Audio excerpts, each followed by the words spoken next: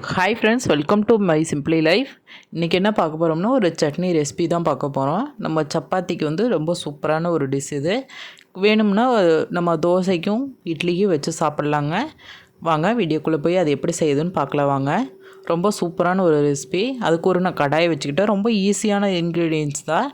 அதுக்கு வந்து சின்ன வெங்காயம் ஒரு 10லேருந்து 15 வெங்காயம் நான் உரித்து எடுத்துக்கிட்டேன். ஒரு 4 மிளகா எடுத்துக்கிட்டேன். உங்களுக்கு காரமாக வேணும்னா ஒரு 4 மிளகா எடுத்துக்கோங்க, இல்லைன்னா நீங்கள் கம்மியாகவே எடுத்துக்கோங்க. இப்போ இது வந்து கொஞ்சமாக ஆயில் விட்டு நல்லா வதக்கிக்கலாம். சிம்மில் வச்சு வதக்குங்க. நல்ல ஒரு கோல்டன் கலரில் வந்துச்சுன்னா தான் நல்லா டேஸ்ட்டாக இருக்கும். நீங்கள் சின்ன வெங்காயம் இருந்துன்னா சின்ன வெங்காயம் சேர்த்துங்க, இல்லைன்னா பெரிய வெங்காயம் கூட சேர்த்துக்கலாங்க. சூப்பராக இருக்கும். இப்போ நல்லா பொறுமையாக வதங்கிட்டு இருக்குது. நல்லா கிளறி மட்டும் விடுங்க. ஒரு பக்கமாக அடி பிடிச்சிரும், இல்லைன்னா நல்லா கிளறி மட்டும் விடுங்க. நல்லா பொன்னிறமாக நல்லா வதங்கி வரட்டும். ரொம்ப ஈஸியாக பண்ணக்கூடிய ரெசிபி. ரொம்ப குறைவான டைமில் நம்ம பண்ணிக்கலாம். புளிப்பு டேஸ்ட்டுக்காக வந்து ஒரு 2 தக்காளி, குட்டி தக்காளியை தான் சேர்த்துக்கிட்டேன். கொஞ்சமாக புளி சேர்த்துக்குங்க. நான் வந்து இதில் வீடியோவில் வந்து முன்னாடியே சேர்க்கலை, நான் கடைசியில் தான் சேர்த்துக்கிட்டேன். இப்போ வந்து குழம்பு மிளகாய் பொடின்னு கடையிலெல்லாம் விற்கிது, அது இருந்ததுன்னா சேர்த்துக்குங்க. இல்லை அப்படின்னா சாம்பார் தூள், நம்ம வந்து டெய்லி நம்ம யூஸ் பண்ணக்கூடிய சாம்பார் தூள் வந்து 2 ஸ்பூன் போட்டுக்குங்க. போட்டு நல்லா ஃப்ரை பண்ணி விடுங்க. அந்த பச்சை ஸ்மெல் போகிற அளவுக்கு நல்லா எல்லாத்தையும் நல்லா வதக்கிக்கிட்டு இப்போ வந்து நம்ம ஆற விட்டுடலாம்.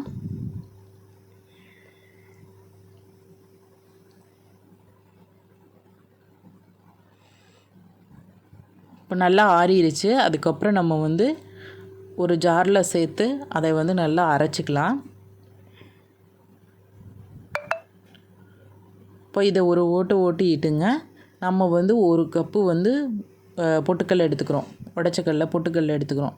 எடுத்துகிட்டு தேவையான அளவு உப்பு சேர்த்துக்கிட்டு நல்ல ஒரு நொரப்பாக இருக்கும் அந்த பதத்துக்கு நம்ம வந்து அரைச்சிக்கலாம்.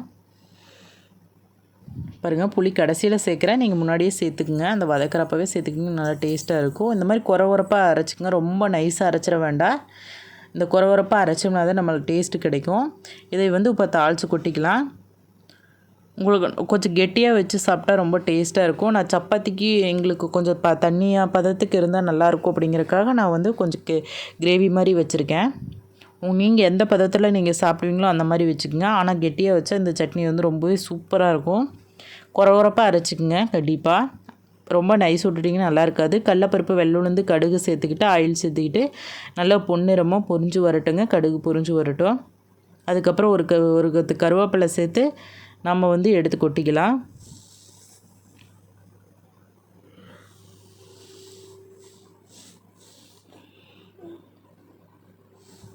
கடுகு பொரிஞ்சிருச்சு. இப்போ வந்து நம்ம எடுத்து கொட்டிக்கலாங்க.